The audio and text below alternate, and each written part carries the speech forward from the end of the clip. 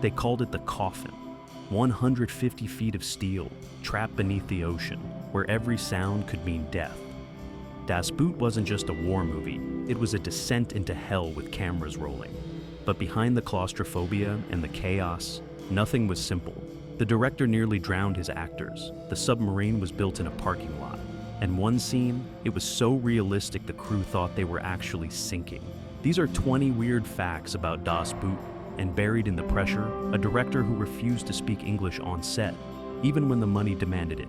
Dive deep. This journey doesn't surface for air. Number 1. Wolfgang Petersen didn't have a submarine. He had a problem. Das Boot needed to feel real, suffocating, authentic. But there were no actual U-boats available. World War II had ended decades ago, and the real submarines were either scrapped, sunk, or sitting in museums where cameras weren't allowed. So Petersen did something insane. He built one from scratch. Not a small mock-up, not a Hollywood facade, a full-scale, fully functional interior set of a Type 7 U-boat, constructed piece by piece in an old brewery warehouse in Munich. The thing was massive, over 150 feet long, every pipe, every valve, every claustrophobic corridor recreated with obsessive detail. They studied photographs, blueprints, veteran testimonies. Every rivet had to be right. But here's where it gets stranger. The set wasn't just a prop, it was designed to move. The entire submarine could tilt, rock, and shake on hydraulic platforms to simulate depth charge attacks and storm sequences. When the cameras rolled and the set lurched violently, the actors weren't acting. They were genuinely thrown against walls, slammed into equipment, fighting to stay upright. Petersen wanted fear, and he got it. Because when your set becomes a weapon, performance becomes survival. Number 2. Most directors rehearse for weeks. Wolfgang Petersen locked his cast inside a steel tube for a year. That's not an exaggeration. Filming Das Boot took nearly a year. And during that time, the actors lived in that submarine set for 10 to 12 hours a day, sometimes more. No windows, no natural light, just the cramped, diesel-stinking interior of a U-boat recreation. Petersen's logic was brutal, but simple. If the audience needed to feel trapped, the actors had to actually be trapped. So they were, day after day, week after week, month after month. The psychological toll was real. Actors started having nightmares about drowning. Some developed genuine claustrophobia. Jürgen Prochnow, who played Captain Lieutenant Heinrich Lehmann Willenbrock, later said he'd wake up in cold sweats, gasping for air, convinced he was still underwater. The cast couldn't escape the atmosphere even when they left set. They carried it home, in their dreams, in their nerves, and Petersen watched it happen. He didn't just allow it, he encouraged it. Because what emerged on screen wasn't performance, it was documentation. Real exhaustion, real fear, real men pushed to their limits. The submarine didn't just look authentic, it felt authentic because everyone inside it was genuinely suffering. Number 3. Wolfgang Petersen spoke fluent English, but on set, he refused to use it. Das Boot was a German story about German sailors in a German submarine, and Petersen demanded total immersion. Every direction, every note, every conversation happened in German, no exceptions. This created an interesting problem.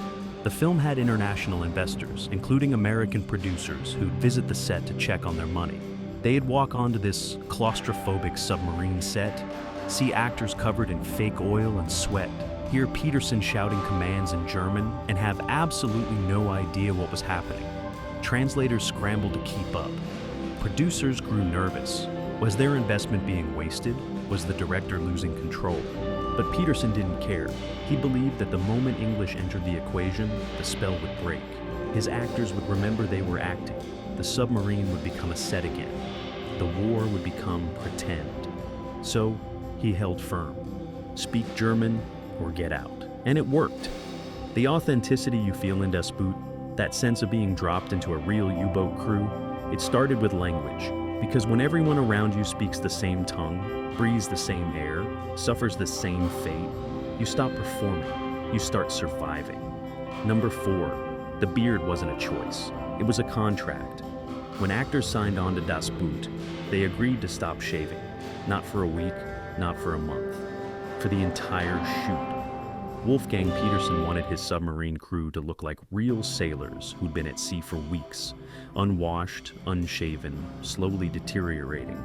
So, the beards grew, and grew, and grew. For nearly a year, the cast walked around Munich looking like shipwreck survivors. Some embraced it, others hated it, but nobody could escape it. Jürgen Prochnow's beard became iconic, scruffy and unkempt, the face of exhaustion itself. But it wasn't just about aesthetics. Petersen understood something deeper. When you can't shave, when you can't groom yourself properly, you start to feel less civilized, more animal, more desperate. The actors weren't just growing beards. They were losing their polish, their vanity, their connection to normal life. And every time they looked in a mirror, they saw someone else, someone harder, someone closer to the men who actually sailed those submarines. It was method acting by attrition. The longer the shoot went, the more they looked like ghosts. And by the end, when you see those faces on screen, hollow-eyed and filthy, you're not looking at makeup. You're looking at men who forgot what it felt like to be clean. Number 5. Every submarine movie has water. Das Boot had too much of it. During one of the diving sequences, something went catastrophically wrong. The set was designed to flood in a controlled manner, water pouring through hatches and seams to simulate battle damage. But someone miscalculated. The water came faster than expected, much faster. Within seconds, the actors were waist deep, then chest deep, struggling to deliver their lines while genuinely panicking. The crew kept rolling because they thought it was brilliant acting. It wasn't, it was survival instinct. Jürgen Prochnow later admitted he genuinely thought they might drown. The set's drainage system couldn't keep up. Water pressure started bending metal. And for a few terrifying minutes, the fake submarine became a real trap. They finally shut it down, pumped out the water, and assessed the damage. Some equipment was destroyed. Some actors refused to shoot water scenes for days afterward. But Wolfgang Petersen watched the footage and smiled, because what he captured wasn't acting. It was real fear, real chaos, real men fighting against an ocean that didn't care if they were pretending. And that scene, the one where everything went wrong, it ended up in the film. Because in Das Boot, even the mistakes felt true. Number 6. The storm sequence wasn't CGI, it was insanity. Wolfgang Petersen wanted the scene where the U-boat surfaces during a violent storm to feel apocalyptic. So he built a massive water tank, filled it with thousands of gallons, and rigged the submarine set on hydraulics above it. Then he added wind machines, wave generators, and freezing cold water pumped at high pressure. When they filmed, actors were strapped to the conning tower, getting blasted with icy water from multiple directions while the entire set rocked 30 degrees in each direction. The wind machines were so powerful they couldn't hear each other scream. Water hit them like fists. Some actors lost their footing and dangled by their safety harnesses over churning water below. Between takes, medics checked for hypothermia. One actor vomited from motion sickness, but had to keep going because they only had a few days to capture the sequence before the tank rental expired. Petersen stood in a dry observation booth, watching through monitors, occasionally shouting notes through a megaphone that nobody could hear. The actors later said it was the worst week of the entire shoot. Cold, violent, disorienting, genuinely dangerous. But when you watch that storm scene in Das Boot, there's nothing fake about it. Those aren't stunt performers. Those are actors getting absolutely destroyed by water and wind and a director who believed suffering made art. Number 7. The film had 2 endings, and nobody knew which one would be used until the very last minute. Wolfgang Petersen shot the entire movie with one conclusion in mind: the devastating finale where the crew survives the ocean, only to be destroyed by an air raid moments after returning to port. It was brutal, tragic, perfectly ironic, but the producers panicked. They thought it was too depressing. Test audiences in Germany loved it, but international markets were unpredictable. Would American audiences accept such a bleak conclusion? The producers pushed Petersen to shoot an alternate ending, something less hopeless, something that might leave viewers with a shred of optimism. Petersen resisted, he argued, he fought. But ultimately, he shot additional footage, variations of the final sequence that softened the blow. For months during post-production, the debate raged. Which ending would they use? Petersen wanted his vision. The producers wanted their box office. Eventually, Petersen won. The theatrical release kept his original tragic ending, but the fight left scars. And decades later, when Das Boot was expanded into a longer director's cut, Peterson made sure every frame of suffering stayed intact. Because in his mind, Das Boot was never supposed to be comfortable. It was supposed to hurt. Number 8. Most war movies glorify combat. Das Boot humiliated it. Wolfgang Peterson made a deliberate choice from the beginning. This would not be a heroic story. There would be no triumphant victories, no stirring speeches, no noble sacrifices set to soaring music. Instead, he showed war as tedious, terrifying, and ultimately pointless. The crew spends weeks doing nothing, waiting, slowly losing their minds in the cramped submarine. When action finally comes, it's chaotic and confusing. Nobody looks heroic, they look desperate. And when the film ends, after all that suffering, it's for nothing. The submarine is destroyed moments after reaching safety. Every struggle, every sacrifice, every near-death experience, all of it rendered meaningless by a single bomb. Critics called it anti-war propaganda. Veterans called it the most honest war film ever made. Because Peterson didn't glorify the German Navy, he didn't demonize them either. He just showed them as men, trapped in a machine, trapped in a war, trapped by decisions made by people far away who would never feel the consequences. The film was controversial in Germany. Some accused Peterson of making Nazis sympathetic, but he never flinched. Das Boot wasn't about politics. It was about humanity under pressure, and the pressure, it crushed everyone equally. Number 9. The sound design was recorded in a real submarine, not a museum piece, not a replica, an actual functioning submarine. Wolfgang Peterson sent his sound team to record ambient noise inside a French submarine that was similar in design to the German U-boats. They captured everything. The hum of the diesel engines, the creak of metal under pressure, the drip of condensation, the echo of footsteps on steel floors, even the sound of men breathing in enclosed spaces. Every acoustic detail was logged, cataloged, and later recreated on the Das Boot set. But it went further.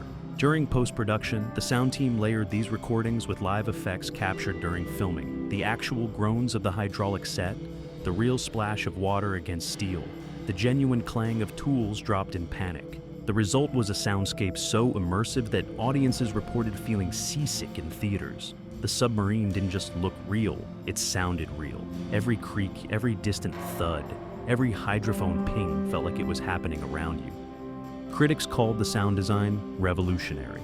It earned an Academy Award nomination. But the real achievement wasn't technical, it was emotional. Because in Das Boot, you don't just watch the submarine, you hear it breathing, and it sounds like it's dying.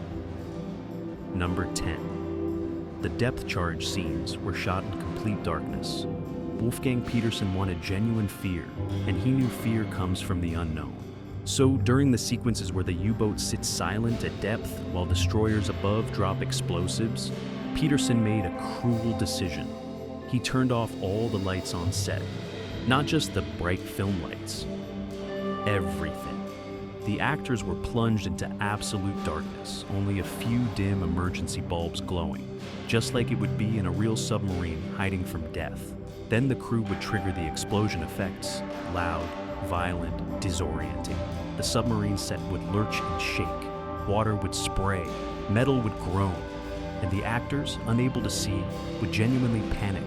You can see it in their eyes when the emergency lights flicker back on. That's not acting, that's real terror. Some actors grabbed onto railings so hard they left bruises. Others held their breath without realizing it, emerging gasping and shaking.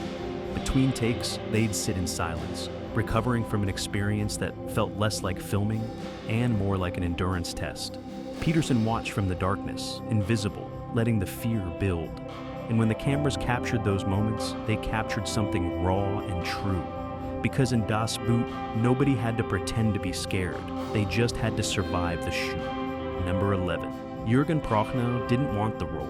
When Wolfgang Peterson first approached him to play the captain, Prochnow turned him down flat. He'd just finished another intense project and wanted something light, something easy, maybe a romantic comedy. The last thing he needed was months trapped in a fake submarine. But Peterson wouldn't take no for an answer. He showed up at Prochnow's apartment with the script, a bottle of whiskey, and hours to kill.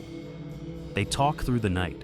Peterson painted a picture of something different, not just another war movie, but a psychological descent, a character study of a man trying to keep his sanity while leading doomed men into darkness. By sunrise, Prochnow was exhausted, half drunk, and completely convinced. He signed on.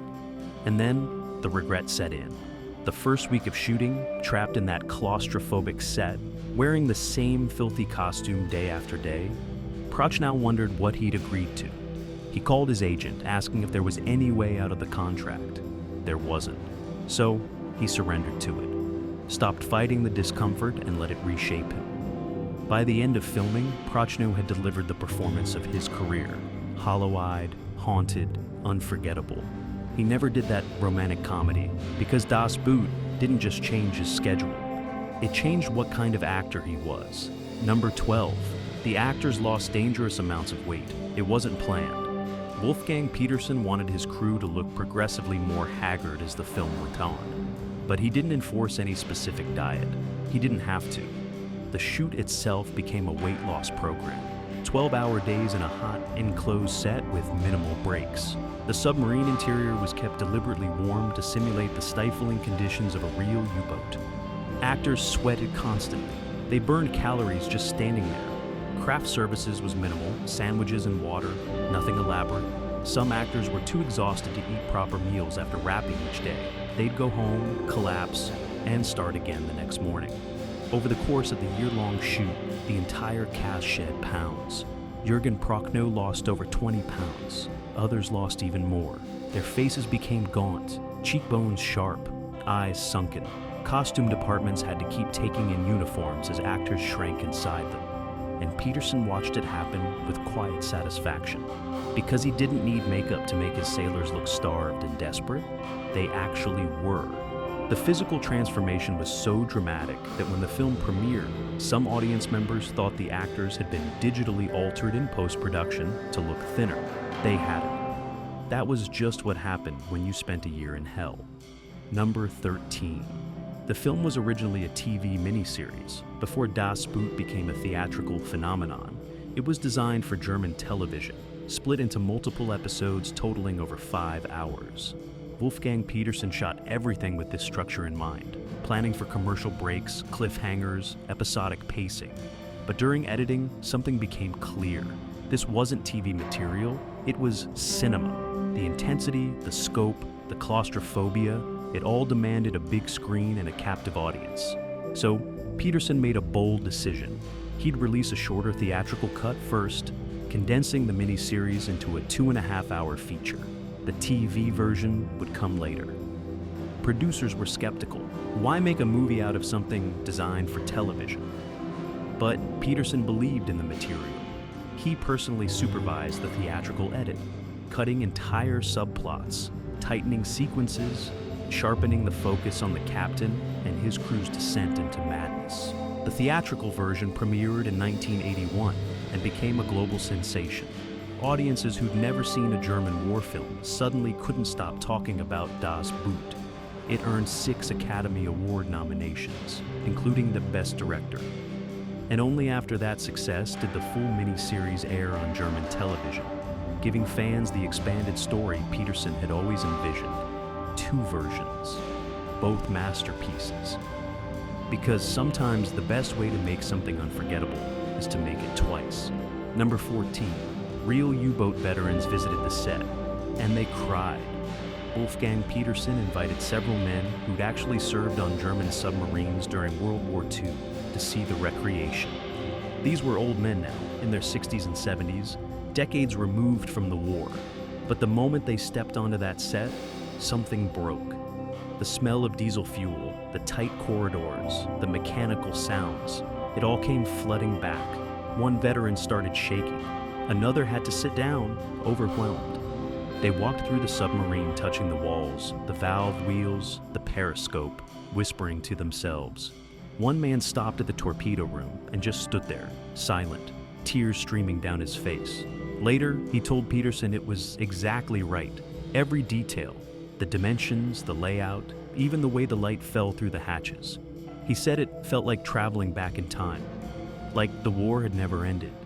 Peterson asked if seeing it again was painful. The veteran nodded, but he also said it was important, because nobody remembered what it was really like down there. Nobody understood the fear, and now maybe they would. Those veterans became unofficial consultants. They'd point out tiny inaccuracies, suggest adjustments, share stories that made the crew go silent. And Peterson listened to every word, because he wasn't making a movie about submarines. He was making a memorial to the men who'd been buried inside them. Number 15. The film had no score during key scenes. Most war movies blast you with music, telling you when to feel tense, when to feel sad, when to feel triumphant. Wolfgang Peterson refused. He worked with composer Klaus Doldinger to create a haunting soundtrack, but he used it sparingly. During the depth charge sequences, during the long silent hunts, during the final devastating moments, there's no music at all, just breathing, just machinery, just the sound of men waiting to die. Peterson believed music would soften the experience. It would give audiences something to hold on to, an emotional safety net.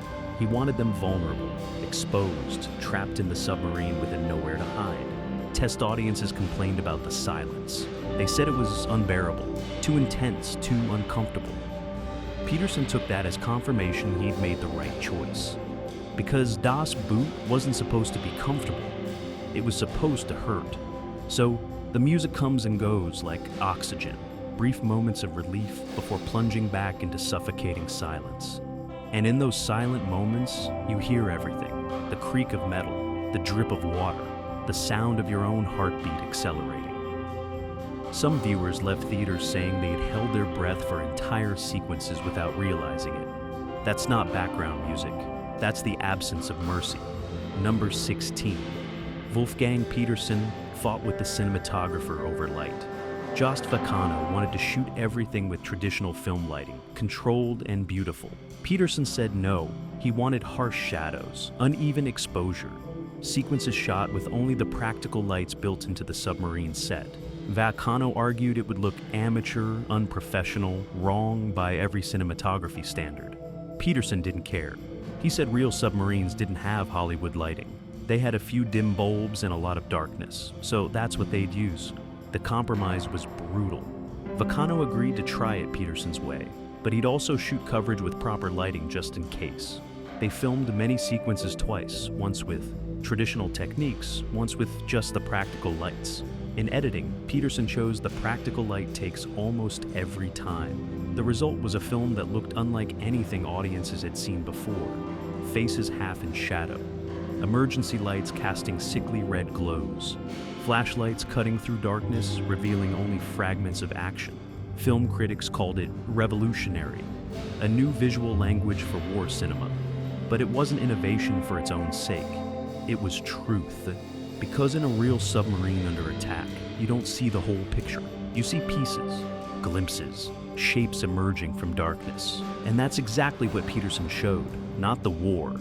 Just the fragments men could see before the darkness swallowed them whole. Number 17. The English-dubbed version was a disaster. When Das Boot became an international hit, American distributors wanted an English-language version for theaters that didn't typically show subtitled films. So they hired voice actors to dub over the German dialogue. Wolfgang Peterson hated every second of it. He sat through the English-dubbed screening once, walked out halfway, and refused to ever watch it again. The voice actors couldn't capture the raw intensity of the original performances. They sounded clean, professional, American, all wrong. Jürgen Prochnow's commanding presence became generic tough guy dialogue. The nuanced desperation became action movie bravado. Everything that made the original powerful was sanded down, softened, Americanized. The dubbed version played in some US theaters and immediately bombed. Critics who saw it were confused. This was supposed to be a masterpiece. It felt flat, fake, hollow. But those who saw the original German version with subtitles understood. The power wasn't in what they said. It was in how they said it. The exhaustion in every syllable. The fear cracking through professional composure. You can't dub desperation. You can't voice act trauma. And the failure of the English dub proved what Peterson had known all along. Das Boot only worked in German, because language wasn't just dialogue, it was identity. And you can't translate a soul. Number 18. The film's runtime kept growing. The theatrical cut was 2.5 hours. Then came the director's cut at 3.5 hours. Then a 5-hour television version. Then, decades later, a 6-hour uncut version restoring footage nobody had seen since the original shoot. With each expansion, Wolfgang Peterson added scenes he'd been forced to cut for time, deepening character moments, extending sequences, letting the claustrophobia build even slower. Some directors trim their films down over time, finding the essence. Peterson did the opposite. He kept adding back the suffering, because he realized Das Boot wasn't too long at 5 hours or 6 hours. If anything, it still wasn't long enough to show what those men endured. Every extended version found new audiences. People would watch the theatrical cut and think they'd seen the whole story. Then they discovered the director's cut and realized they'd only seen the outline. The full miniseries revealed entire subplots, character arcs that made the ending even more devastating. And each time, audiences said the same thing. I didn't think it could get more intense. I was wrong. Because Das Boot wasn't a story you could summarize. It was an experience you had to endure. And Peterson kept finding ways to make that endurance longer, harder, more unforgettable. Number 19. The film changed submarine movies forever. Before Das Boot, submarine films followed a formula. Hunt, Red October, Crimson Tide, even comedies like Operation Petticoat. They all treated submarines as exciting adventure settings. Tense but thrilling, dangerous but ultimately survivable. After Das Boot, nobody could make submarine movies the same way. Audiences had seen the truth. They'd experienced real claustrophobia, real terror, real suffocation. Every submarine film that came after had to acknowledge Das Boot's shadow. Some tried to copy it, none succeeded. Because Peterson hadn't just made a great submarine movie, he'd made the definitive submarine movie. Critics started calling it the Apocalypse Now of underwater warfare, a film so intense and authentic, it closed the door on an entire genre. Directors stopped trying to compete. They shifted to different settings, different wars, different stories. Because how do you follow perfection? You don't. You find another stage. Das Boot didn't just raise the bar, it removed it from the conversation entirely. 40 years later, it's still considered the gold standard. The one film every Navy in the world shows to submarine crews as required viewing, not for entertainment, but for education. Because if you want to understand what life in a submarine really means, you don't read a manual, you watch Das Boot, and you never forget what you see. Number 20. Wolfgang Peterson never made another war movie. After Das Boot, he moved to Hollywood and directed blockbusters, In the Line of Fire, Air Force One, The Perfect Storm, big-budget films with major stars and massive action sequences. But he never returned to war. People asked him for years to make a sequel or another military film. He refused. When pressed, he'd say Das Boot had said everything he needed to say about combat. There was nothing left to explore. He'd gone as deep as anyone could go into the psychology of men under pressure. He'd shown the futility, the terror, the waste. What else was there? Some accused him of selling out, trading art for commercial success. But Peterson didn't see it that way. He'd made his masterpiece. Das Boot would outlive every thriller, every disaster movie, every forgettable action film he'd direct afterward. And he was right. When Wolfgang Peterson died in 2022, obituaries led with Das Boot, not Air Force One, not Troy. The film he made in a Munich warehouse with a crew of exhausted German actors and a submarine built in a parking lot. That's what survived. That's what mattered. Because some films are career highlights, and some films are epitaphs. Das Boot was both. Bonus fact, the submarine still exists. After filming wrapped, the massive U-boat set was supposed to be dismantled, scrapped, forgotten. But nobody could bring themselves to destroy it. There was something sacred about it, this machine that had put so many people through hell and produced something extraordinary. So instead it was stored. For decades, the submarine sat in a warehouse in Bavaria, carefully preserved. And then, in 1995, it was resurrected. A German film museum acquired it and put it on permanent display. You can visit it today. Walk through the same corridors where Jürgen Prochnow delivered those haunting speeches. Touch the same periscope. Stand in the same control room where depth charges once shook the actors into genuine terror. It's strange walking through it now. Clean, well lit, safe. Nothing like it was during filming.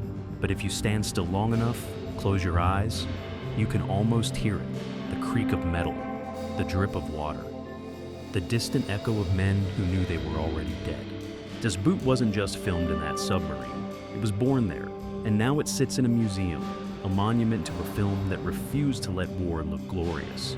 A reminder that some journeys into darkness leave marks that never fade, because submarines aren't adventure, they're coffins. And Das Boot proved it, one unforgettable frame at a time.